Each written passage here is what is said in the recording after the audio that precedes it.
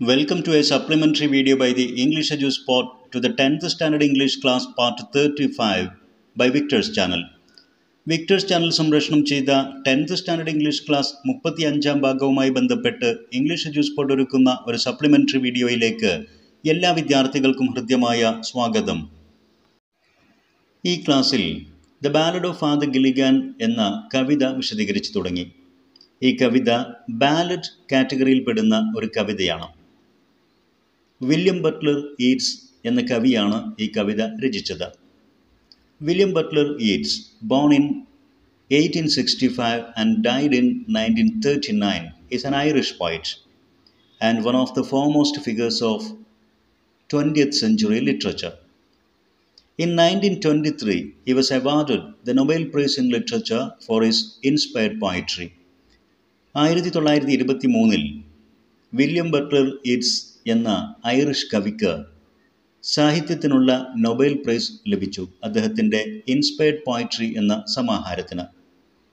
യീറ്റ്സ് is one of the few writers who completed their greatest works after being awarded the Nobel prize, which includes the Tower published in 1928 and The Winding Stair and Other Poems published in 1929.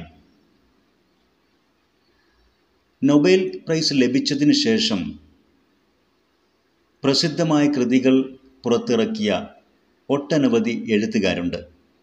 അതിൽപ്പെട്ട ഒരു കവിയായിരുന്നു W.B. യീറ്റ്സ്. Nobel prize ലഭിച്ചതിന് ശേഷമാണ് അദ്ദേഹത്തിൻ്റെ ഏറെ വിഖ്യാതമായ രചനകൾ പുറത്തു വന്നത്.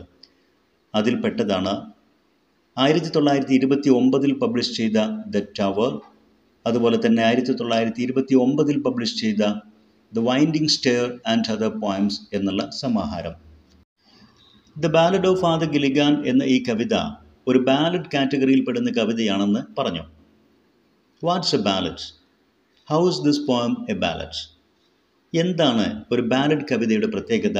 എങ്ങനെയാണ് ഈ കവിത ഒരു ബാലഡ് ആകുന്നത്? Let's examine.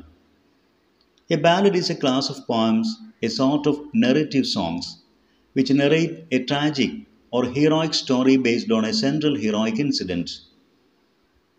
ഏതെങ്കിലും വീരഗാഥ അല്ലെങ്കിൽ ദുരന്ത കഥ പറയുന്ന തരത്തിലുള്ള, വിശദീകരിക്കുന്ന തരത്തിലുള്ള കവിതകളാണ് ബാലഡ് എന്നറിയപ്പെടുന്നത്. In English tradition, ballads are composed in quatrains, that is 4-line stanzas, with a rhyme scheme of A, B, C, B. English സാഹിത്യത്തിൻ്റെ പരമ്പരാഗത ശൈലിയിൽ 4 വരി സ്റ്റാൻസകൾ അടങ്ങുന്ന കവിതകളായിട്ടാണ് ബാലഡുകൾ രചിക്കപ്പെട്ടിരുന്നത്. ഒരു സ്റ്റാൻസയിൽ 4 വരികൾ ഉൾപ്പെടുന്നു. അത്തരമൊരു സ്റ്റാൻസക്കാണ് ക്വാട്രെയിൻ എന്നറിയപ്പെടുന്നത്. അതോടൊപ്പം മിക്കപ്പോഴും ഇത്തരം സ്റ്റാൻസകളുടെ rhyme scheme A, B, C, B എന്നുമായിരിക്കും. The poem The Ballad of Father Gilligan is a typical ballad with all its features. The Ballad of Father Gilligan എന്ന ഈ കവിത എല്ലാ ഫീച്ചേഴ്സും ഒത്തിണങ്ങുന്ന ഒരു തികഞ്ഞ ബാലഡാണ്.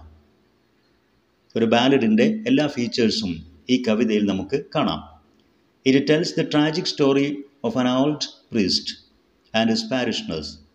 ഒരു വൃദ്ധ പുരോഹിതൻ്റെയും അദ്ദേഹത്തിൻ്റെ പാരിഷ്നേഴ്സ്, ഇടവകയിലെ ജനങ്ങളുടെയും ദുരന്ത കഥയാണ് ഇതിലൂടെ പറയുന്നത്. Tragic story. The poem is comprised of 12 quatrains. ഈ കവിതയിൽ 12 quatrains ഉണ്ട്, അതായത് 12 4 വരി ഉൾപ്പെടുന്ന സ്റ്റാൻസുകൾ. Composed in simple lines maintaining the rhyme scheme of A, B, C, B.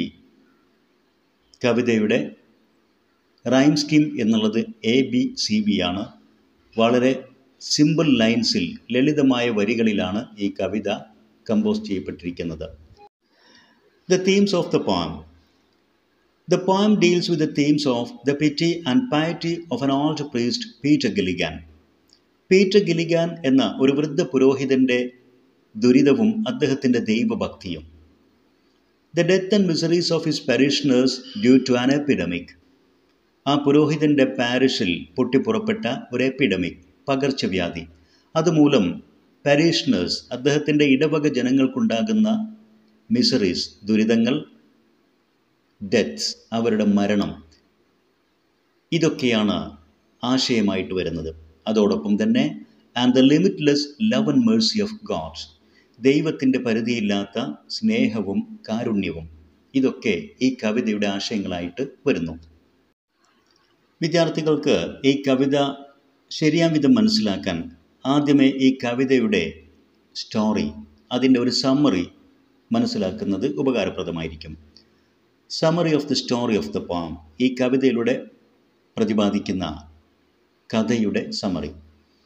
Half of priest Peter Gilligan's parishioners have already died. Peter Gilligan എന്ന ആ പുരോഹിതൻ്റെ പാരിഷണേഴ്സ്, ഇടവക ജനങ്ങളിൽ പകുതി പേരും ഇതിനകം മരണപ്പെട്ടു കഴിഞ്ഞു. And many of them are now in sick bed due to an epidemic.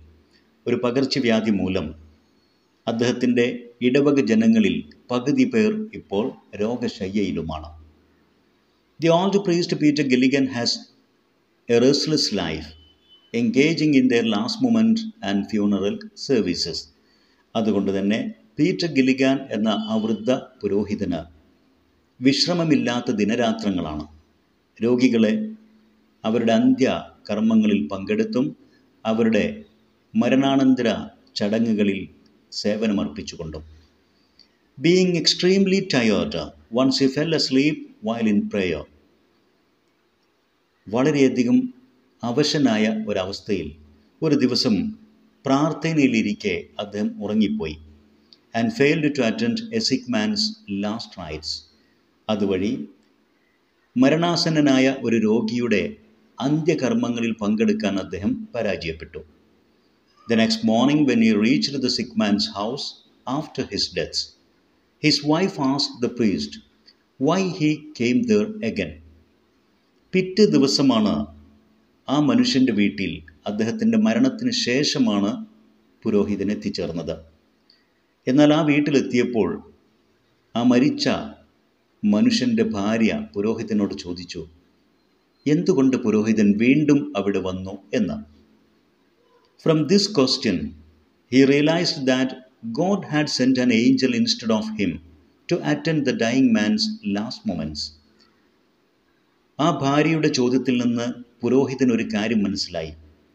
പുരോഹിതൻ്റെ വേഷത്തിൽ ദൈവം ഒരു മാലാഖയെ ആ വീട്ടിൽ അയക്കുകയും പുരോഹിതൻ ചെയ്യേണ്ട ആ രോഗിയായ മനുഷ്യൻ്റെ അന്ത്യകർമ്മങ്ങൾ ആ മാലാഖ ചെയ്തു തീർക്കുകയും ചെയ്തു എന്ന കാര്യം. He felt guilty of his failure to do his duties and knelt in repentance. തൻ്റെ കർത്തവ്യത്തിൽ തനിക്ക് പരാജയം സംഭവിച്ചതിൽ പുരോഹിതന് കുറ്റബോധമുണ്ടാക്കുകയും പശ്ചാത്തപിച്ചുകൊണ്ട് അദ്ദേഹം പ്രാർത്ഥനയിൽ മുട്ടുകുത്തുകയും ചെയ്തു. He prayed for forgiveness and praised God for the mercy God has showered upon him. ദൈവത്തോട് ക്ഷമയ്ക്ക് വേണ്ടി അദ്ദേഹം പ്രാർത്ഥിച്ചു. അതോടൊപ്പം ദൈവം തൻ്റെ മേൽ ചൊരിഞ്ഞ അനുഗ്രഹങ്ങളിൽ അദ്ദേഹം ദൈവത്തെ സ്തുതിക്കുകയും ചെയ്തു. ദ ബാലഡ് ഓഫ് ഫാദർ ഗില്ലിഗാൻ എന്ന ഈ കവിത വളരെ ലളിതമായി എല്ലാ കാര്യങ്ങളും മലയാളത്തിൽ വിശദീകരിക്കുന്ന ഒരു വീഡിയോ ഇംഗ്ലീഷ് എഡ്യൂസ്പോർട്ട് നേരത്തെ അപ്ലോഡ് ചെയ്തിട്ടുണ്ട്. ഈ കവിത വ്യക്തമായി മനസ്സിലാക്കാൻ കവിതയിൽ ഉൾപ്പെടുന്ന figures of speech, poetic devices, മറ്റ് പ്രത്യേകതകൾ, ഇതെല്ലാം വ്യക്തമായി മനസ്സിലാക്കാൻ വിദ്യാർത്ഥികൾ നിർബന്ധമായും ആ വീഡിയോ കാണുക. വീഡിയോയുടെ ലിങ്ക് ഈ വീഡിയോയുടെ ഡിസ്ക്രിപ്ഷൻ ഭാഗത്ത് നൽകുന്നുമുണ്ട്.